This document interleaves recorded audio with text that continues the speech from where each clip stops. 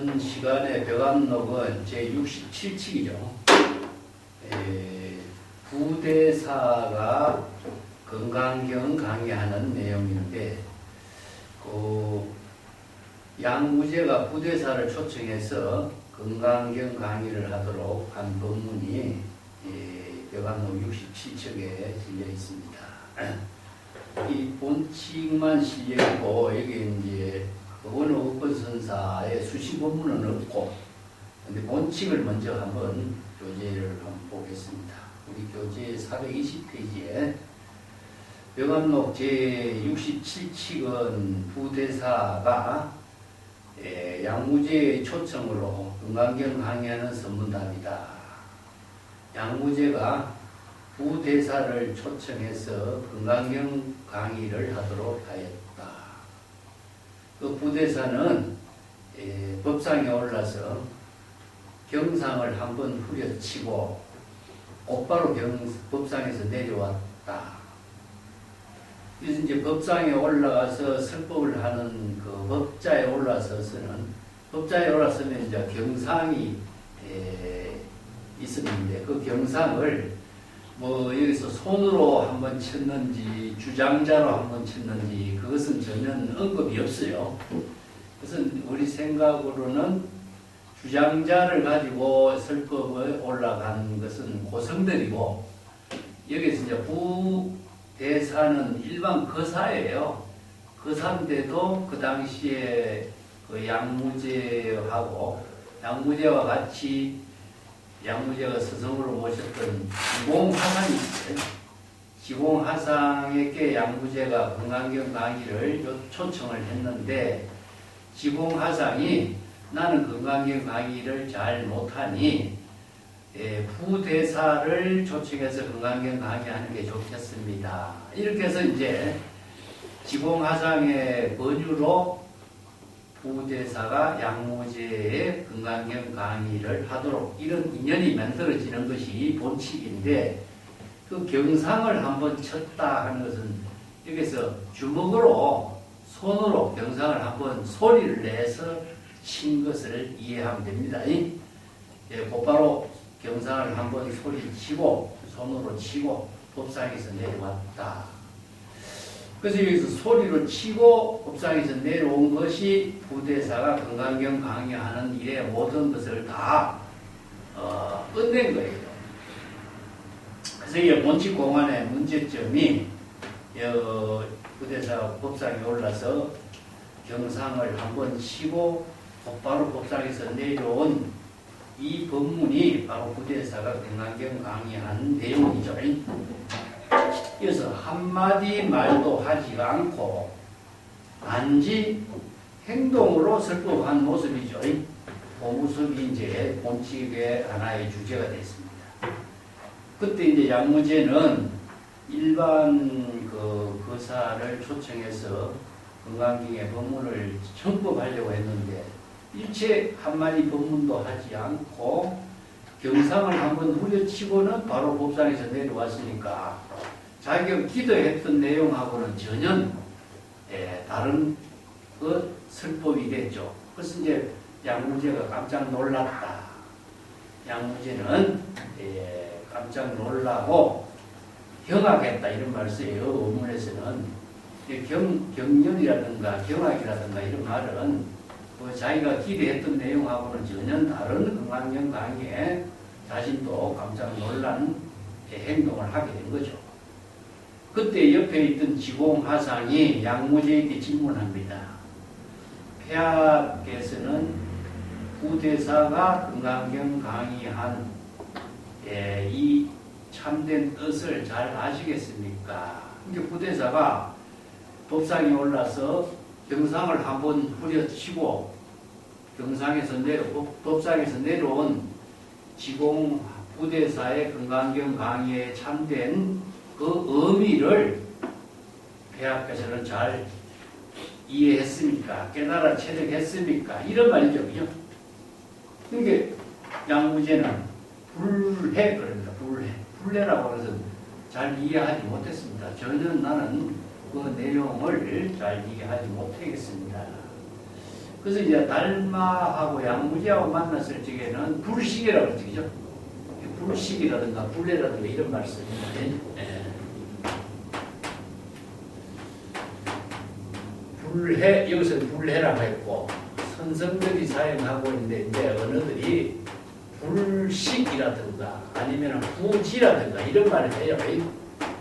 자, 요거는 그 본문의 내용을 자기가 완전히 파악을 하지 못하는 것을 말하죠. 그것은 불식이라고 하는 것은 중생심으로 자신이 그 내용을 전혀 인식하지 못한 것을 말하고, 그 부지라고 하는 것도 막 내용을 잘 대상으로 알지 못한다 이런 말인데, 이 말은 궁극적으로 선에서는 진여일심이죠. 진여일심의 지혜를 말하는데, 중생심의 차별 경계에 떨어지지 않는 진여일심의 지혜를 선생들은 불식, 불해, 부지 이런 말로 해요. 근데 여기서 양무제가 하는 불해, 달마대사에게 불식 이 한 말은 중생심의 입장에서 말하고 있는 겁니다. 그래서 여기서는 양무제가 전혀 이해하지 못한 불의법문으로 또 온몸으로 전신설법으로 한 부대사 금강경 강의의 법문을 전혀 이해하지 못한 입장을 그대로 밝힌 거죠. 잘 모르겠습니다. 이런 뜻입니다. 그때 지공화상이 부대사 금강경 강의는 끝났습니다. 이렇게 옆에서 이제 부연해서 해설해주고 있는 거죠. 양무제가 그 사실을 전혀 이해하지 못하니까 그 지공화상이 그 당시의 상황을 잘 보조적으로 해설해서 부대사 금강경 강의 마친 그 사실을 이렇게 설하고 있는 것이 바로 본칙공안입니다. 이 사실은 우리 금강경 강의 가면은 금강경의 본문을 강의하는 줄로 이야기하고 있는 것이 많죠. 그 우리나라에 전해지고 있는 금강경 5화의 가운데는 부대사가 코멘트, 금강경에 대한 본문에 대한 내용을 하나하나 이렇게 개송으로 설하고 있는 내용을 이렇게 적은 코멘트가 있어요. 5화의 가운데는.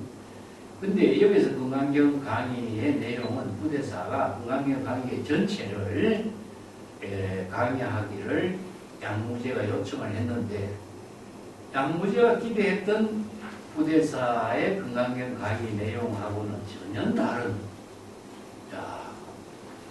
선생들이 설법하는 전신설법의 부대사 금강경 강의를 하게 된 거죠. 그래서 이제 진실된 불법을 설하는 그 법문의 참된 의미를 은설을 초월해서 설법하고 있는 부대사 금강경 강의예요. 그 은설을 초월해서 설하고 있는 부대사의 금강경 강의는 온몸으로 설법하는 거죠. 그래서 온몸으로 설법하는 것은 과연 어떤 의미인가? 사실 우리가 선생들이 온몸으로 설법하는 경우가 많죠. 주먹을 내민다든가 아니면 손가락을 하나 세운다든가, 우리가 유마교사가 침묵을 했다든가, 서가세존이 연꽃을 하나 더 올린다든가, 이런 것이 은설을 초월해서 제법의 실상, 진여법이 지혜로 영업하게 작용하고 있는 실상을 온몸으로 불성의 전체 작용으로 그대로 제시하고 있는 것을 여기서 말하고 있는데, 이러한 설법을 하는 내용을 우리는 선생들이 안목을 갖춘 사람은 잘 이해하지만은 그렇지 않은 사람들은 무슨 말인지 전혀 이해하기 어렵습니다. 그죠? 그래서 오늘은 금강경에서 설법하는 내용을 우리가 금강경의 본문을 통해서 조금 이해를 하고, 금강경에서 설하는 본문 핵심이 무엇인가, 이것을 오늘 조금 공부를 해야 될 부분이고, 부대사에 대해서는 우리가 좀 잘 알지 못하죠. 그죠? 그래서 부대사에 대해서 내용을 조금 교재를 통해서 간단하게 보겠습니다. 교재 420페이지에 먼저 볼게요. 이 본칙공안이 자료로서 전하고 있는 것은 분향선소, 송나라 시대의 이재종의 분향선소라는 분이 그 의록에서 이 공안을 처음으로 제시했어요. 근데 양무제는 벽암록 제1칙의 달마대사와 양무제의 대화가 나타나죠. 그죠? 그래서 달마대사가 원래 이제 파밀 공원을 거쳐서 중국에 왔어요. 근데 양무제와 만남을 이룬 달마대사는 어디로 왔느냐 하면은 지금 홍콩 지역이죠. 배를 타고 온 것이 돼요. 양무제는 양자가 밑에니까. 그래서 양무제와 만나가지고 짐과 마주하고 있는 그대는 누구시오? 하니까 불식이라는 얘기죠. 달마는 불식이라고 해요.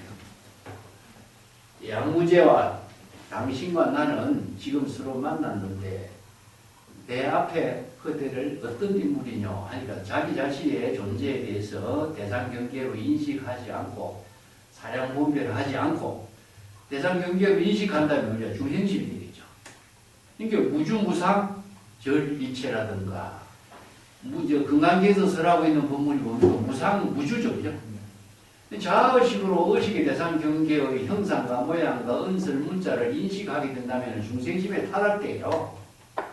그렇기 때문에 무주무상 절일체의 경지에서 자신은 일체의 대상경계를 모두 대상경계로 인식하지 않는 입장이기 때문에 불식이라고 대답해요. 근데 양무제는 불식이라고 하는 말의 뜻을 이해를 하지 못해. 그래서 달마의 설법을 알지 못해서 달마와 뜻이 개합하지 않아. 이게 뜻이 개업이 이심전심으로 이루어지지 않고 정법의 안목을 부족하지 못한 양무제가 달마의 법을 이해하지 못하니까 달마대사가 양무제와 함께 할 수가 없어. 그래서 달마대사가 어디로 갑니까? 양쪽강을 건너서 숭산소림사로 간 거예요. 자, 여기서는 양무제와 달마가 서로 뜻이 개합되지 않는 법문을 제1칙에서 설했죠. 그죠? 여기에서는 부대사라고 하는 유명한 분이 이제 거사의 몸인데 이분은 중국의 이제 부대사는 유마거사와 중국의 부대사 이런 거사의 몸으로서 불법을 깨달아 체득한 안목을 갖춘 사람으로 유명한 사람이죠. 특히 이제 지공화상이라고 하는 분도 양나라의 양무제가 굉장히 존경해요. 그 양무제가 존경하고 여러 가지 법문을 청해서 듣고 지도를 받던 유명한 지공화상이 있는데 이 지공화상이 양무제가 지공화상에게 금강경 강의를 요청하니까 나보다도 부대사라고 하는 유명한 거사가 있는데 그분이 금강경 강의하는 게 좋겠습니다. 그래서 그분을 추천해서 양무제가 금강경 강의를 요청해서 설법의 인연이 이루어진 거예요. 그래서 이제 그런 인연이 이루어졌는데 이 본칙공안은 부대사의 금강경 강의도 양무제가 전혀 이해를 하지 못한 거죠. 그래서 부연적으로 설명을 하는 거죠. 앞에서 양무제하고 달마와 만났을 적에 달마가 불식이라고 해서 양무제와 인연이 안 맞아서 양자강을 건너서 숭산소림사로 가니까 지공화상이 뭐라고 하냐. 그가 어떤 사람인지 양무제 아십니까? 그러니까 알지 못한다고 해요. 그는 불신, 불법의 전법을 개성한 관음대사입니다. 이렇게 해설하거든요. 관음대사. 불법의 전법을 개성한 관음대사입니다. 달마대사를 관음대사로 이렇게 소개를 했죠. 근데 여기에서도 지금 이제 부대사와 양무제와의 뜻이 개합되지 않으니까 지공화상이 부대사에 대한 설명을 한 거예요. 부대사가 금강경 강의를 알아들었습니까? 알지 못한다. 그러면 부대사가 금강경 강의를 끝났습니다. 이거 역시 지공화상이 양무제에게 부연 설명으로 해서 이 한칙의 공안이 이루어졌죠. 그래서 이 관계가 양무제라는 인물을 우리가 우리가 선불교에서 이해를 할 필요가 있어요. 그래서 420페이지 맨 밑에다가 조금 정리를 했습니다. 양나라 보조의 무제인 소씨, 양나라 보조인 무제, 양무제는 성이 소씨, 이름은 년이요. 그 자는 호는 년이고 자는 비석이니까 자는 수다이요. 그 큰 나라의 대업을 일으켜서 제 나라에 이어 왕에 올랐고 즉위한 뒤에 오경이라는 것은 중계 유교에서 써가는 여러 가지 고전들을 5가지 정리한 것을 오경이라고 해요. 주역, 서경, 시경 이렇게 해서 이제 오경 정통이라는 책을 중국의 유교의 학자들이 정리해서 과거 시험에 교재로 삼았어요. 이 과거 시험을 하려면 오경의 정통을 해야 돼. 그래서 오경을 주석한 사람이 유명한 사람이 누구냐? 주자. 그래서 송대의 주자학이 이 오경을 새롭게 해석하면서 주자학이라는 것이 생겼죠. 이게 중국의 모든 유교의 고전은 오경이에요. 오경을 주석해서 강의했기도 했던 양무제고, 또 양무제가 도교에 아주 심취합니다. 그래서 이제 도교의 경전에 또 몰입해서 도교를 신봉했고, 또 타고난 성품도 아주 지극히 효성스럽다.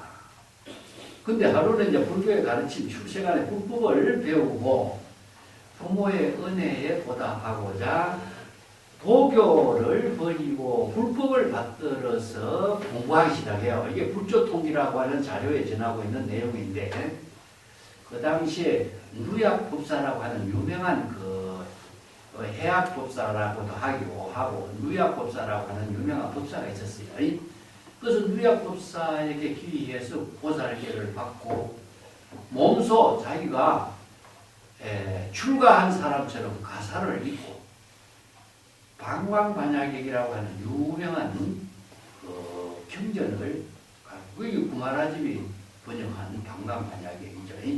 방광반야객을 강의하고 그 부모의 응답을 보답하는 그런 불법 천자라고 해. 불법을 공부하고 불법을 수행하고 불법의 가르침을 천하에 유포하는 원력을 세운 인물이다. 우리가 지금 성녀들이 왜 이제 음식을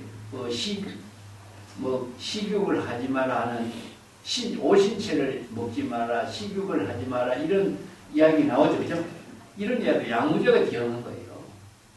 그만큼 청정하게 그 수행자의 생활을 실천하기도 하고, 양무제 아들인 소명태자가 있어요. 소명태자 역시 불법을 아주 깊이 공부해서 우리가 금강경에 보면 32단으로 나누어 놨는데, 금강경에 옛날에는 그게 분단이 안 돼 있었어요. 그냥 쭉 하나의 경전으로 연결되어 있는데, 하나의 경전을 내용별로 32가지로 분단을 한 사람이 누구냐? 양무제 아들 소명태자예요. 이게 집안에 양무제부터 아들부터 모든 사람들이 불법을 공부하고 불법을 흥용하기 위해서 온 국력을 기울인 인물이에요. 그래서 불법 천자라 그래. 불법을 일으킨 천자다 이런 말이에요. 이게 이제 양무제가 부대사를 결정했는데, 이 부대사는 누구냐? 세속의 성자라고 해요. 421페이지에 써놨습니다. 부대사는 이름이 흡이라고 해요. 그래서 부흡이라는 씁니다. 이 중국의 유마거사로서 백장, 인제, 약산 이런 중국의 선성들이 부대사를 아주 존경하고 칭송하고, 부대사 의록, 선해대사 의록이라는 의록이 있어요. 이게 중국의 거사로서 의록을 가진 사람은 선해대사 의록하고 방거사 의록하고 2개밖에 없어요. 이게 거사들이 개송은 따로따로 많이 전하고 있지만은 설법을 기록한 의록집이 남아있는 것은 선해대사, 부대사, 방거사. 그만큼 유명한 인물이죠. 그래서 이제 이분이 속고성전 전등록 선해대사에 전기를 싣고 선해대사 어록도 전하고 그의 유명한 그 작품이 법문이 심학명이라고 하는 법문이 전등록 30권에 신신명, 심학명 이런 법문들이 우두에 신명 이런 말이 이제 우리의 진여일심의 지혜가 작용하는 법을 개성으로 읊은 유명한 선시인데 그 선시가 전등록 30권의 선생들의 선시와 같이 실려 있어요. 그래서 오늘은 뭐 간단하게 몇 가지만 소개를 하겠습니다만은 평창에 부대사와 양무제 초청으로 금강경 가게하게 된 사연을 이렇게 전합니다. 무주의 어떤 대사가 운항산에 거처하면서 손수 나무 두 그루를 심고 쌍림이라고 하고 자칭 미래의 선의 대사라고 했다. 그가 하루에 글을 지어 제자를 시켜 양무제에게 건의해서 황제께 여쭈었어요. 그때 조정에서는 군신에 예의가 없다고 해서 건의를 받아들이지 않았는데 그래서 부대사는 금능성에 들어가 물고기를 팔고 살았고 당시 양무제가 지공화상을 초청해서 금강경 강의하도록을 권하자 지공화상이 빈도는 강의를 못합니다. 시중에 부대사라는 사람인데 그가 이 경을 강의할 수 있습니다. 그래서 양무제는 조서를 내려가지고 부대사를 대궐로 초청해서 금강경 강의를 하게 되었다. 이런 인연이에요. 그래서 전등록에는 그를 쌍림수하의 당내 해탈 선해대사라고 이렇게 정기를 씌우고 미르 보살의 응신이다 이렇게 이제 평가를 해요. 그래서 쌍림수화는 뭐죠? 우리가 서가세존이 열반했을 적에 쌍림수화에 열반했다 그러죠, 그죠? 그와 같은 입장을 이렇게 자신의 생을 그렇게 평가한 거죠. 그래서 미륵의 응신이다. 그래서 양무제가 지공화상의 거주로 부대사를 궁궐로 초청해서 금강경 강의를 하도록 청했는데 우리 금강경은 600권 반야경 가운데 577권 하나의 경전으로 실려 있는데 금강경만 따로 독립해서 우리가 많이 전해지고 있죠.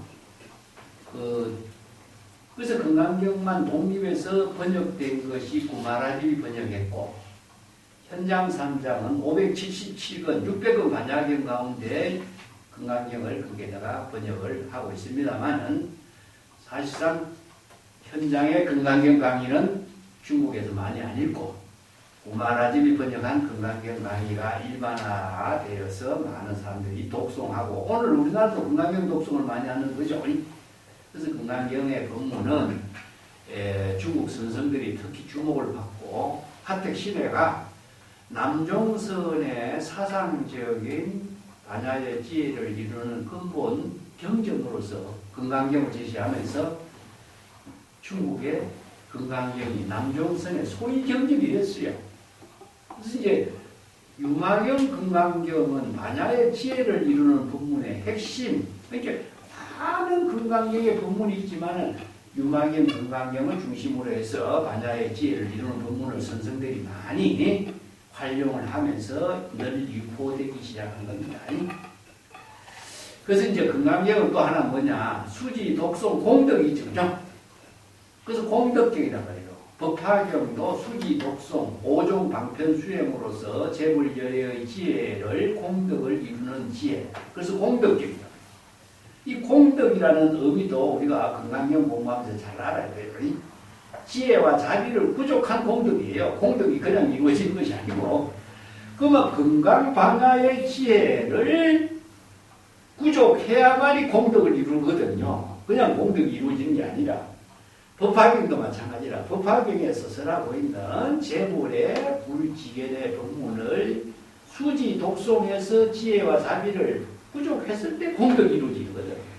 그 공덕을 이루도록 금강경 독성을 수지 독송 공덕의 법문을 설했는데 내용을 모르고 글자만 많이 익힌다고 공덕이 되는 게 아니에요. 지혜는 안목을 갖춘 사람이 지혜를 공덕으로 실행했을 때 이루어지는 것이지 지혜가 없는 사람이 공덕을 어떻게 펼치겠어요. 그래서 이 지혜를 온몸으로 실행한 그 법문이 오늘 부대사 금강경 설법의 핵심이래요. 금강경의 32장으로 금강경을 분단해서 이해할 수 있도록 정리해 준 사람이 누구냐? 양무제 아들 소명태자. 그래서 이 경전에 대해서 양무제와 당시 많은 사람들이 금강경에 주목을 했고 부대사, 지공하상 모든 사람들이 금강경 공부를 중심으로 해서 설법을 했다. 이런 내용들을 중심으로 해서 오늘 벼감록에도 이 금강경 이야기를 설법으로 제시한 거예요. 우리가 벼감록 92칙에 보면 세존이 법상에 올라오고 문수보살이 그 종을 치면서 법왕의 법은 자세히 관찰하니 법왕의 법은 이와 같다. 이 세존의 설법이 아무 말도 하지 않았는데 문수보살이 세존의 설법이 끝났다고 이야기해요. 여기도 부대사 강의도 금강경 강의를 아무 말도 하지 않고 책상만 하고 치는데 지공화상이 금강경 강의가 끝났다고 그래요. 자, 이게 설법의 법자에 올라서 한마디 말하지 않고 내려온 그 자체를 설법이 끝났다고 이야기하죠. 그죠? 자, 이게 무언의 설법이다. 근데 설법의 내용을 우리가 이제 금강경의 법문을 통해서 공부를 해봐야 되겠죠. 그죠? 자, 여기까지 하고 금강경 공부를 좀 이따 하고, 오늘 이 법문은 수시가 없어요. 그래서 부대사의 유명한 개송례가 2개를 우선 공부를 하려고 합니다.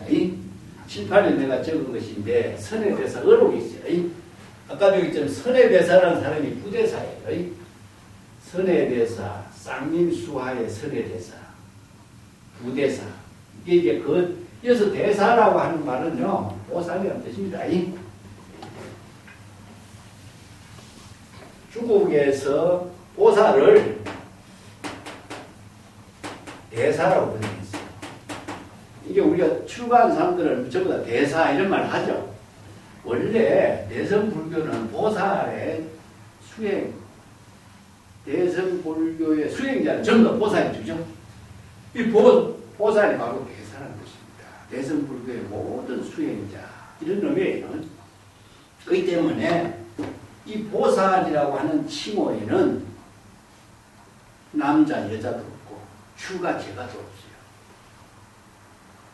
여기에 그렇기 때문에 모든 보살 수행자가 대사가 되고 보살이 제불열애가 되는 거예요.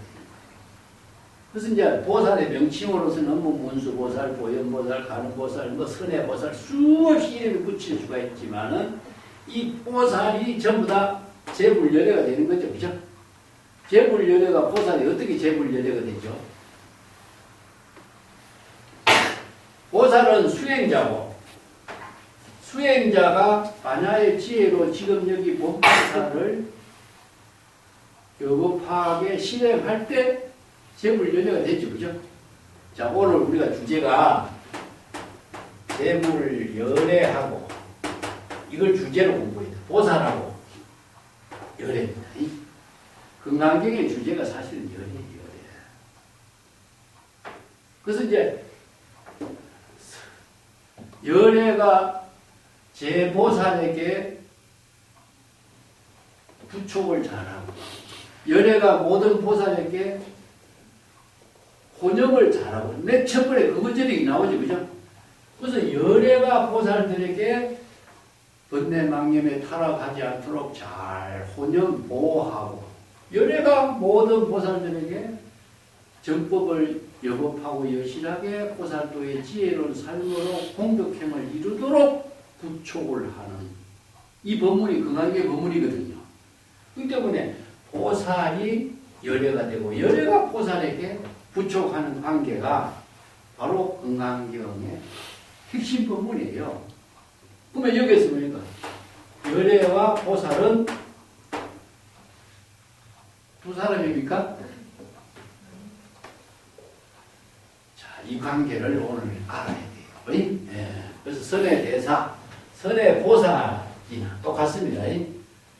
거사인데도 선의 거사라고 하지 않고 선의 대사라고 그래요.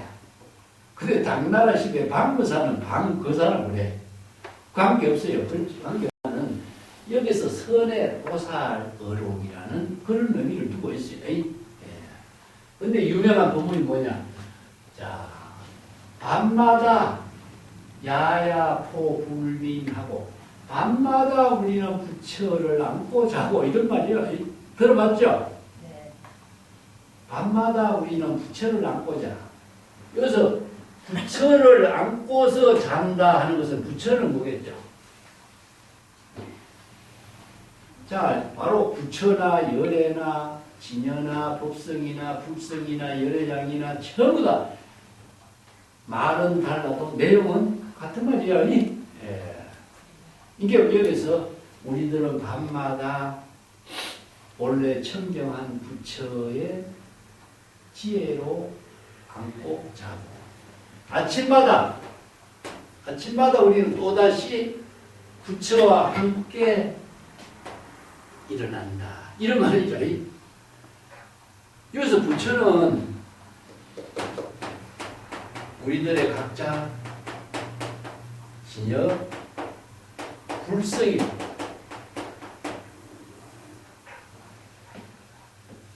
왜 우리가 진여 불성을 부처라고 했느냐 하면은 금강경의 이 법문은 열애라고 했지만은 화엄경에서는 심, 불, 중생 이 세 가지 차별이 없다 그랬죠. 그죠? 그래서 마음은 우리 본래의 마음인데 본래의 마음이 부처의 지혜로 이루어지기도 하고 본래의 마음이 중생으로 이루어지기도 해요. 그 중생으로 이루어지는 마음의 작용은 뭡니까? 바로 중생심이 되고 차별 분별심이고 대상 경계를 사량 분별하고 시기 질투하고 생사 망념을 일으키면 중생심이 되겠죠. 그러면 날마다 잠을 자고 있는 마음은 어떤 마음이죠? 사량 분별이 없는 마음이죠. 그죠? 청정한 본래 마음하고 불심이다. 불심. 이게 밤마다 우리는 청정한 불심과 함께 잠을 자고 아침마다 불심과 함께 일어나는 것이 우리가 본로 평상심시도의 세계다. 근데 이걸 이제 설에대해서 이렇게 읊어. 그리고 기자, 자리에서 일어나거나 자리에 앉거나 항상 서로가 편안하게 부처와 자기와의 모든 생활이 몸과 마음이 하나가 되어서 몸과 마음이 불이 일체가 되어서 편안하게 함께 일체로서 이루어진다. 이게 나누어지지 않고 불의의 경지에서 몸과 마음이 불심과 자신의 생활이 하나로서 이루어서 편안하게 서로 이루어지고 있으니 이런 뜻이죠. 여기 진이라고 하는 말은요. 편안하다. 서로 따른다. 어떤 누구냐? 몸과 마음이 서로 일체가 돼서 하나가 되어서 따르는 상태를 이렇게 표현해요. 그리고 말을 하거나 침묵을 할 때도 항상 말을 하거나 침묵을 할 적에나 항상 우리들 일상생활하고 가고 오고 머무르고 생활하는 그 가운데서 함께 하고 있다. 다른 말로 한다면 행주자와 어묵동정 일상생활 모든 언제 어디서라도 우리들은 몸과 마음이 뭡니까? 우리의 이체로 이루어지고 있는 삶을 살고 있는 모습이다. 이거죠. 그죠? 그래서 화엄경에도 몸과 마음은 서로 분리되지 않아 신심이 이체로 이루어지기 때문에 신심이 나누어지지 않는 그 경지를 중국에서는 바로 신심이력, 평상심시도 이렇게 표현해요. 근데 이제 몸과 마음을 나누는 중생의 차별심이 이루어지는 것이 있지만은 몸과 마음이 나누어지지 않아. 이게 불이 요걸 이제 신심 일여의 경지를 진여삼매라고 해요. 진여삼매의 경지에서 행주자와 일상생활을 자기 본분사의 지혜로운 삶을 산다. 그래서 이제 정도가 있어 보니까 어묵동정의 최안년이요 이런 말씀이에요. 항상 이걸 이제 삼매의 경계다, 신심미려다. 또 말을 하거나 일을 하고 일상생활을 하는 가운데 조금도 몸과 마음에 차별 분별심이 일어나지 않고 이런 의미로 우리들이 살고 있는 모습이다 이런 거죠. 성혹하는 것은 틀 것만큼도 몸과 마음이 서로 여의지 않고 떨어지지 않고 이게 불이 일체로 이루어지죠. 이렇게 마치 무엇이냐 몸과 몸의 그림자가 서로 불 상사는 같다 이런 뜻이야. 몸의 그림자가 서로 똑같이 함께 이루어지고 있는 것과 같이 이런 표현입니다. 신심이대로 이루어진 것이다. 그렇기 때문에 부처가 따로 있는 것이 아니라 자신의 일상생활을 하는 그 자체의 모든 지혜로운 삶이다. 몸과 마음이 하나로 이루어지는 경지가 바로 부처다. 그렇기 때문에 부처와 함께 자고 부처와 함께 일어나는 것이다. 이거예요. 자, 근데 그대는 부처가 어디에 있는지, 부처가 어디에서 지혜로운 생명으로 작용하는지, 부처가 어떻게 자기 삶을 살고 있는지 알고자 하느냐. 이렇게 해놓고 그 부처가 어디 있는지 알고자 하는가. 이 문제를 제기했죠. 자, 여기에 단지 지금 여기에 그대가 말하고 있는 목소리가 바로 부처이다. 이렇게 표현해요. 이 한마디에 주목해요. 부처가 어디 있는지 알고자 하는가? 건강인광이 지금 한데 지금 부대사의 건강인광.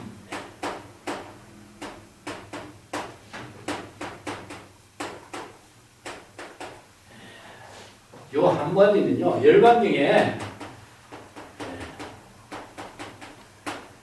있는 구절을 이렇게 표현해요. 일체의 모든 소리가 다 불성이다. 일체의 모든 소리가 다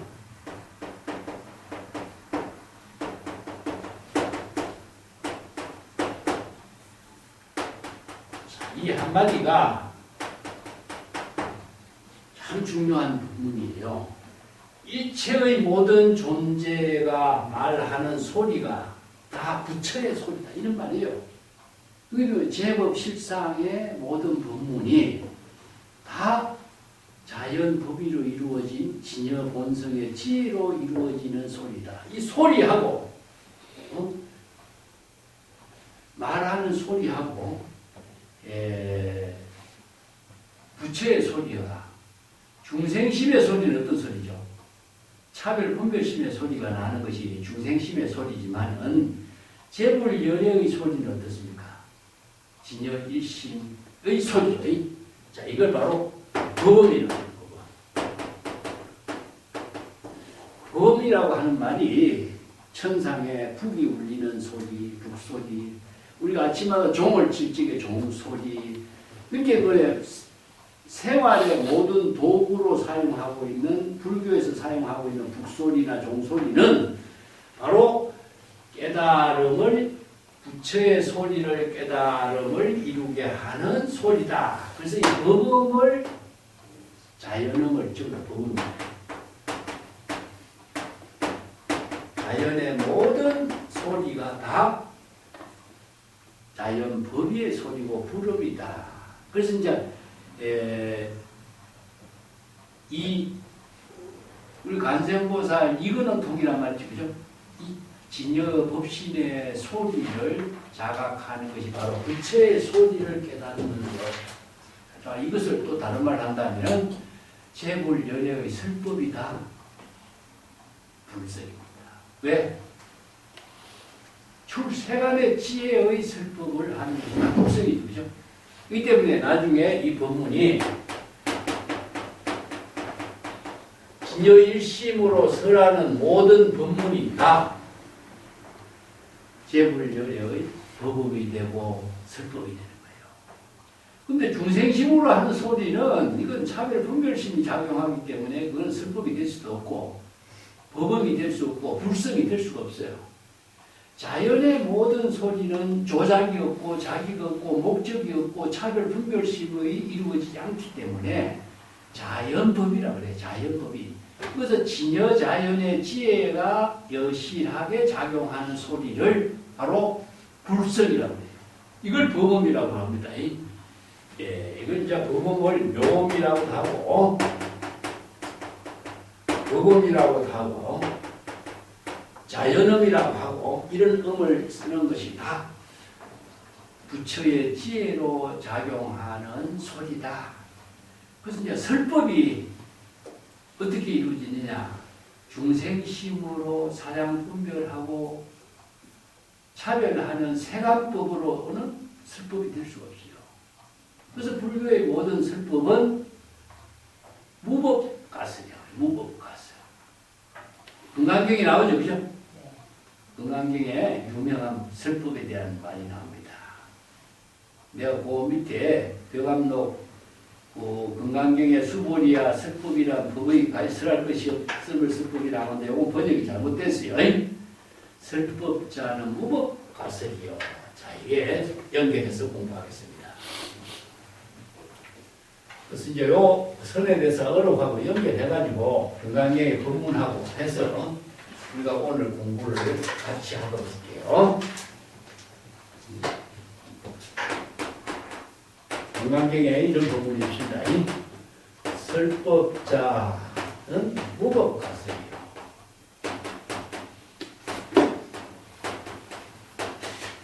이 설법의 정의를 제시했어요. 그래서 뭐 경전마다 설법에 여러 가지 법문들이 있어요. 융화경에도 있고 중생심행으로 십상법을 설하지 말라 이런 말도 중생심으로 설법하면 설법이 아니에요. 이건 이제 중생심으로 설법하지 않는 설법의 진정한 설법의 정의가 이 한마디에 딱 있어요. 무법가설이요 이런 뜻이죠. 무법이라는 것은 다른 말 한다면 무생 공과 같습니다. 다른 말 한다면 무법 무생은 이 무법이라고 하는 말은 인연법이 이루어지지 않는 거예요. 인연법. 인연의 법이라고 하는 것은 자의식으로 대상 경계와의 육근 육식의 대상 경계가 이루어진 것이 인연법이죠. 그죠? 그러면 인연법, 연계법이 이루어지지 않는 상태는 무엇이냐? 바로 공의 상태를 말이에요. 자의식으로 대상 경계를 사량 분별하는 그런 인연법이 이루어지지 않는 상태를 무법이라고 해요. 요 무생이라고 하는 것도 생사, 생멸심이 이루어지지 않는 경지 이런 말이죠. 생사, 생멸심이 이루어지지 않는 경지. 생사심, 생멸심은 무엇인가? 바로 이건 중생심이에요. 그렇기 때문에 중생심으로 사량 분별하는 인연법, 중생심으로 사량 분별하는 생사, 생멸법이 이루어지지 않는 상태는 무엇이겠어요? 바로 진여 일심이에요. 그래서 공은 다른 말로 한다면 진여 일심을 말해요. 우리가 반야신경을 공부할 적에 제법 공상 이런 말 쓰죠. 공중무생무 수상행식무 공이란 말을 많이 쓰는데 이 인연법 생멸법이 전부 다 비워진 상태가 공이다. 그렇기 때문에 비워진 상태는 궁극적으로 진여일심이죠. 그래서 공을 다른 말로 한다면은 진여일심이 치예요. 그래서 반야신경에 우리가 그 관자재보살이 반야바라밀다를 실행할 때 일체가 모두 공한 사실을 깨달아 체득하고 일체 고행을 건넜다. 그 말인지 아시죠? 일체의 중생심으로 생사윤회하고 사량 분별하고 하는 모든 고통을 모두 다 초월한 경지는 인연법 생사심으로 이루어지는 중생심의 모든 망념을 다 초월한다 이런 말인데 그것은 중생심의 망념을 초월한 경지는 뭡니까? 진여 본심으로 되돌아온 경지예요. 공이라고 하는 말 그 자체를 가지고 텅 비었다 아무것도 없는 상태가 아니라 중생심으로 사량 분별하는 일체의 언설, 문자, 사량 분별하는 언어 문자의 모든 대상 경계를 다 인연법, 생사심, 생멸법이라고 그래요. 이 때문에 공의 내용은 뭐겠어요? 무명무상, 결일체의 경지는 언어나 문자나 대상 경계를 인식하고 있는 사량 분별의 모든 언어를 다 사량 분별하는 생사심, 생멸심으로서 비워진 상태는 원래 진여일심이죠. 자, 여기서 진여일심의 지혜나 무법이나 무생이나 공이나 이게 다 똑같은 말이에요. 내용. 그렇기 때문에 설법을 어떻게 해야 되겠어요? 무법가설, 진여일심의 지혜로 설법하라 이런 뜻입니다. 중생심으로 설법하지 말아야 돼요. 출세간의 지혜의 법문은 진여일심의 지혜로 설법하라. 그래서 세존이 모든 설법하는 법문은 진여일심의 지혜로 설법하는 거예요. 그 건강경에 유명한 법문이 있어요. 응? 자, 설법에 대한 건강경의 법문을 하나 더 소개할게. 열애가 설하는 일체법은 모두 다 불법이다. 그런 말 나오죠, 그죠? 열애가 설하는 일체법은 계시불법이다. 이 금강경에 나와요. 자, 열애가 설하는 일체법은 모두 다 불법이다. 그래서 불법이란 무엇인가? 이 문제가 여기 나오죠, 그죠? 열애가 설하는 일체법은 어떤 법이죠? 일체의 모든 방편법문. 일체법은요, 시절 인연에 따라서 설법하는 모든 방편법문을 다 일체법이다. 일체법의 내용에는 세간법, 출세간법이 다 들어가. 그래서 일체법은 열애가 설하는데, 열애가 설하는 일체법은 뭐냐? 열애는 일체법과 하나 된 경지를 진여는 일체법이라고 해요. 진여일심의 지혜가 일체법과 불의의 관계로 이루어져 있어요. 그 때문에 열애란 말을 다른 말로 한다면 진여일심이랑 같습니다. 그래서 열애의 경지를 이루는 것은 어떤 경지라고 그러죠? 건강경에서 이제 열애의 법문, 열애의 지혜를 깨달아 체득하는 법문도 건강경에 있어요. 우선 여기서 설법 문제만 먼저 볼게요. 열애가 설하는 일체의 모든 법문은 방편법문이죠. 자, 열애가, 재불 열애가 설법한 방편법문은 뭡니까? 비유법문이 있고, 방편법문이 있고, 인연법문이 있고, 이런 법문들이 다양하게 있는데, 그것을 일체법이라고 그래요. 그러면 일체의 모든 지혜를 방편법문으로 설한 법문이다. 그것은 다 불법이다. 왜 불법이냐 하면은, 부처의 지혜를 이루는 법문이라는 뜻입니다. 불법은. 불법이라고 하는 말을 우리가 부처의 법문이다 이런 말도 되지만 부처의 지혜를 이루는 법문이다. 이 법이라는 말을 많이 쓰는데 이 법이라는 말을 또 다른 말을 한다면은 진여일심법을 법이라고 해요. 그러면 재불열애가 설법한 일체의 불법하고 진여일심의 지혜를 이루는 불법하고 같죠? 보살이 재불이 설하는 일체의 불법에 의거해서 여법수행, 수지, 독송하면은 재불열애가 돼요. 그러면 보살이 재불이 되는 방법은 재불열애가 설법한 불법 방편 법문을 수지, 독송해서 여법 수행하고 여실 수행해서 재불열애의 지혜를 이루면은 재불열애가 되는 거야. 똑같아요. 그렇기 때문에 보살이 재불열애가 되는 지혜의 법문이 불법인 거예요. 그러니까 건강경이 뭐라죠? 열애가 설하는 법문은 진실을 설하는 진여자. 진실이란 말을 설하는 자다. 실효자. 또 여실한 법문을 설하는 자다. 여실 수행을 하게끔 여실 정법을 설하는 자다. 그 다음에 여법하게 정법을 설하는 자다. 거짓말을 하거나 다른 말을 하거나 속이는 말을 하지 않는 자다. 이런 법문이 강하게 나오죠. 그죠? 자, 여기서 설법을 어떻게 해야 될 것인가? 진여일심의 지혜로 설법하라. 여래가 설하는 법문은 모두 다 진여일심의 지혜로 설하는 법문이니까 부처의 지혜를 이루는 법문이기 때문에 불법인 것이다. 그렇기 때문에 여래가 설하는 법은 진실한 말이고 진어자, 여어자, 실어자, 불이어자, 불강어자라고 여래의 설법의 내용을 설하는 거죠. 이 금강경에 다 나와. 그렇기 때문에 선남자, 선여인이 이 여래가 설하는 이 금강경의 경전의 법문을 스스로 능히 수지 독송한다면 그가 바로 여래가 된다. 그랬죠?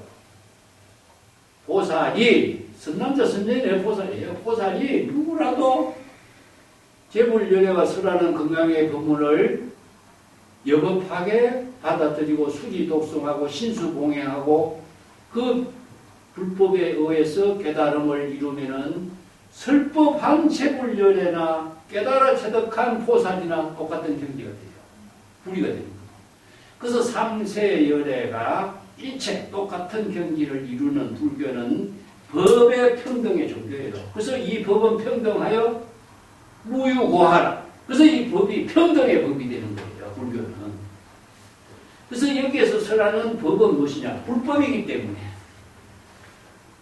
재불여래가 설법한 법문도 평등법이고 불법이고 부처의 지혜를 이루는 법이고 재불여래의 지혜의 법문을 수지 독송하고 수행하는 보살이 깨달아 체득하는 법도 평등의 법이고 진여법이고 재불여래의 불법과 똑같기 때문에 이것은 평등법이 돼요. 그게 바로 불법이 설하는 여래의 법문이에요. 그렇기 때문에 재불여래의 법문을 수지 독송하면은 그 여래가 되고 그가 바로 보살이 여래가 된과 동시에 부처의 지혜를 부족하게 돼. 이 불지혜로 중생들의 번뇌망령을 여법하고 여실하게 다하라. 그렇기 때문에 정법을 바르게 수행할 수 있는 안목을 갖췄기 때문에 중생들이 생사윤회에 타락하지 않도록 할 수 있는 거예요. 그래서 보살이 부처의 지혜를 갖추고 여래가 돼서 부처의 지혜를 갖췄을 적에 보살이 자기 스스로 중생의 차별 분별심을 타락하지 않고 모두 다 스스로 무량무변의 공덕을 성취할 수 있는 능력을 갖추게 돼. 자, 무량무변의 공덕을 이룰 수 있는 능력이 뭐겠어요? 바로 여래의 지혜입니다. 그래서 정법의 안목을 갖춘 사람이 금강경에는 누구냐? 여래예요. 그 때문에 여래가 부처님이 그렇게 해주는 거예요. 여래를 부처라고 하면 안 돼요. 부처의 지혜를 부족한 자가 여래예요. 그 때문에 금강경의 여래를 부처님이라고 번역하면 이건 불교 경전을 완전히 왜곡시키고 있어요. 금강경에 처음에 보면은 수보리가 세존이시여 신기하고 신기합니다. 여래는 어떻게 모든 보살들에게 선호념하십니까? 잘 번뇌망령에 타락하지 않도록 잘 이렇게 보호할 수 있습니까? 여래가 어떻게 모든 보살들에게 잘 부촉을 할 수 있습니까? 이런 질문이 나와요. 이게 바로 금강경의 주제거든요. 세존은 누구냐? 바로 서가세존이라고 볼 수가 있어요. 이게 수보리가 세존께 질문하는 내용인데 질문하는 내용이 여래가 어떻게 보살들을 잘 번뇌망념 중생심의 생사윤회에 타락하지 않도록 잘 보호하느냐. 여래가 어떻게 보살들에게 재불여래의 지혜와 자비의 공덕행을 이루어서 보살도로서 상고보리 하와중생의 공덕을 잘 실천할 수 있는 본분사를 이루도록 부촉을 할 수 있는가? 그러면 그 여래가 누구겠어요? 자, 열애란 말을 다른 말 한다면은 불직연. 여기서 금강경에서 열애 실지실견이라고 해요. 자, 선남자 선여인이 재물열애의 법문을 수지 독송하면은 그가 열애가 되고 불지혜를 갖추고 열애 실지실견을 구족함으로 해서 생사윤회에 타락하지 않고 무량무변의 공덕을 이루어서 재물열애의 지혜를 자기 본분사로 실행할 수 있는 능력을 갖추게 됩니다. 자, 그렇죠, 그죠? 그렇기 때문에 금강경의 열애는 누구겠어요? 자, 이걸 열애를 잘못 이해하면 금강경 법문은 아무리 읽어도 내용을 잘못 이해한 것이 돼요. 자, 금강경에서 설하는 열애의 입장. 열애가 설하는 일체법이 다 불법이라. 열애가 설하는 일체법은 열애의 지혜로 설하는 일체의 모든 법이 다 불법이라는 거죠. 그죠? 열애는 진실을 설하는 자예요. 열애는 설법을 어떻게 해? 진여의 치심의 지혜로 설법하는 거예요. 자, 열애란 말이 금강경에 전부 다 주제라. 그 유명한 법문이 막 무상의 법문도 열애가 되는 법문이잖아요. 그죠? 약이색견나 이음성무아. 자, 열애가 되는 법문이 금강경에 나와. 응? 자, 열애가 되는 설법이고 열애가 되는 법문의 금강경에서는 어떻게 나옵니까?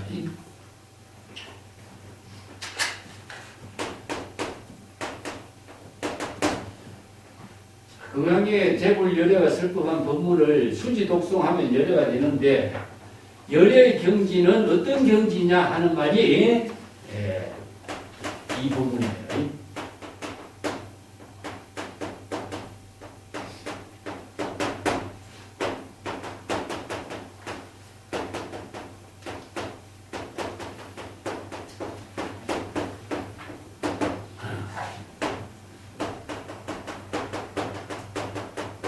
시행사도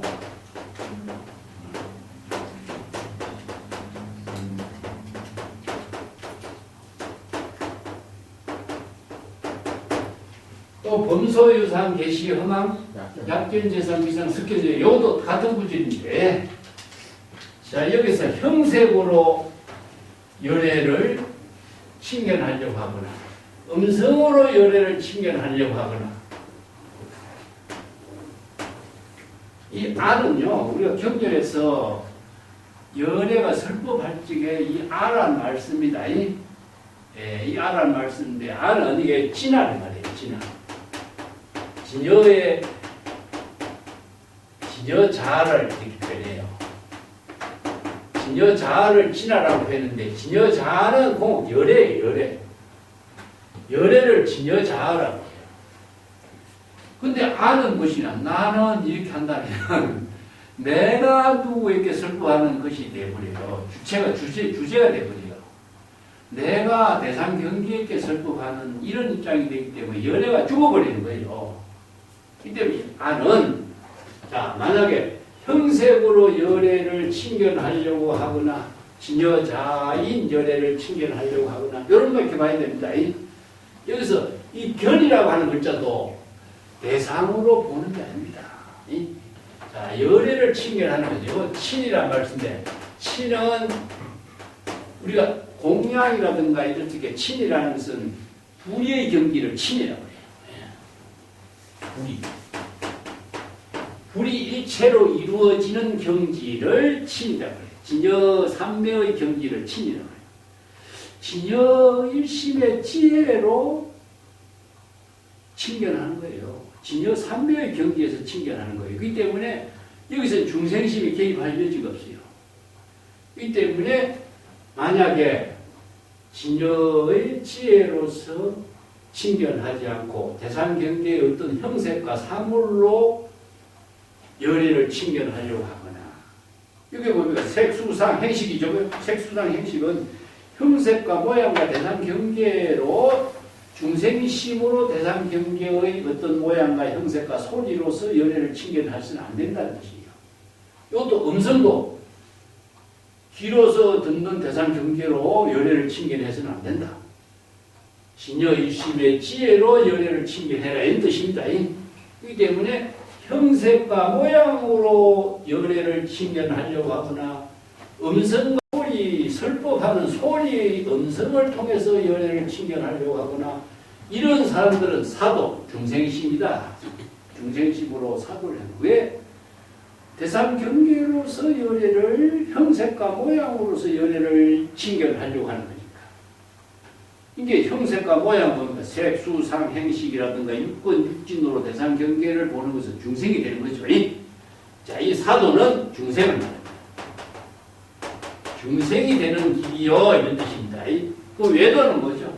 마음 밖에서 존재하지 않는 존재의 어떤 신, 어떤 형상, 부처를 추구하는 거예요. 이건 환상을 추구하는 것을 외도라고 해요. 이 때문에 모든 종교가 전부 환상을 추구하는 거예요. 불교에서는 정법, 정도, 사법, 중생, 외도, 이것은 전부 다 불교에서는 정법이 아닌 것을 사도나 외도라고 합니다. 사도가 되는 것이니 열애를 칭견할 수 없다. 역견이란 말이 나오죠. 그죠? 그럼 열애를 칭견할 수 있는 능력은 무엇이었어요? 진여 일심의 지혜가 내가 열애라고 그랬지. 그죠? 진여 일심의 지혜와 지혜가 불이가 되어야 친이 되는 거예요. 이게 칭견이 되는 거예요. 칭견. 불이 일체가 되는 것을 칭견이라고 해요. 이 때문에 중생심으로 대상 경계의 모양과 형색과 소리를 가지고 열애를 칭견하는 것은 이것은 대상 경계를 두고 자아의식으로 형색과 모양을 보려고 하는 것이기 때문에 이건 사도가 되는 거예요. 업을 짓는 일밖에 안 돼요. 이거는 세간법이야. 세간법은 불법이 아니라 그렇기 때문에 열애는 진여일심의 지혜가 이루어지는 것이기 때문에 불이 일체가 돼요. 그래서 불이법문입니다. 불이법문으로서 이루어지는 출세간지의 법문입니다. 이 때문에 이것을 경전을 잘못 이해한다면 출세간의 지혜를 세간법으로 이해하기 때문에 금강경이 경이 아니라 이게 소설이 됩니다. 다른 대성불교 경전이 다 그렇습니다. 이런 법문으로 다 이루어져 있는데 언어를 한자로 해놨기 때문에 이걸 한자 언어로 이해하니까 많은 착각과 오해가 생기면서 불법을 잘못 오해하는 경우가 많이 생긴 거죠. 이 때문에 우리가 금강경이 뭡니까? 존재하고 있는 모든 대상 경계의 사물은 실체가 없고 허망한 거죠. 허망이라는 것은 몽이라는 뜻입니다. 실체가 없는데 그런데 중생은 그것이 대상 경계를 환상을 추구하고 전도몽상 착각으로서 존재하는 걸로 집착하고 있잖아. 그래서 사도가 되고 외도가 되고 하는 것이다.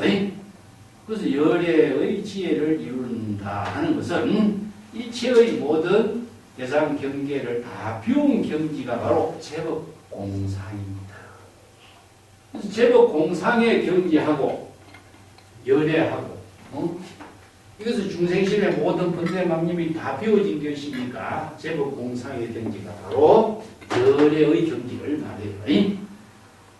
자, 여기서 열애가 되는 법문을 우리가 금강경에서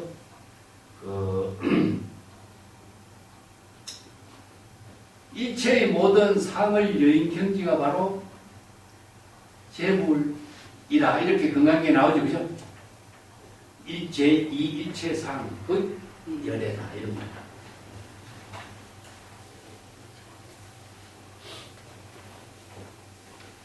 오늘 부대사 금강경 강의보다도 우리가 금강경을 중심으로 해서 금강경을 조금 이 인연으로 해서 이해를 하는 시간이 더 중요할 것 같아요.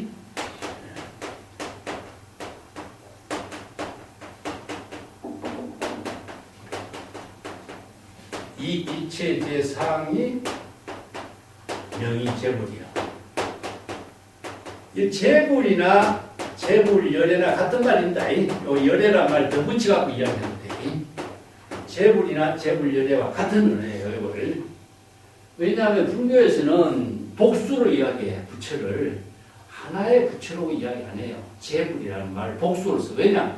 모든 보살이 다 재불이 되기 때문에 어느 특정한 인물로 한다면 대상 경계가 만들어져요. 그렇기 때문에 재불은 대상 경계가 아니라 일체 중생, 일체 재불은 모든 편만되어 있는 평등의 재불, 평등의 중생을 말하는 거예요. 그렇기 때문에 특정의 어떤 부처나 중생을 대상으로 두지 않는 표현을 재불연회라고 표현해요. 그러니까 한 부처 이름은 수없이 많은 것들, 무명무상 절일체라 실제로 고정된 이름을 둘 수가 없기 때문에 재불이란 말을 쓰는 거예요. 일체 제법이라든가 재불이라든가 이런 복수로 쓰는 이유가 그런 의미를 두고 있어요. 예. 그러면 일체의 모든 상이 무엇이냐? 바로 상을 여인 경기니까. 그래서 다른 말 한다면 금강경의 주제가 뭡니까? 무상입니다. 무상과 무주죠, 그죠? 자, 이 무상의 본문이 다른 말 한다면은 공의 본문을 말해요. 공, 무상, 무장. 이것이 바로 삼해탈문에 들어가지군요.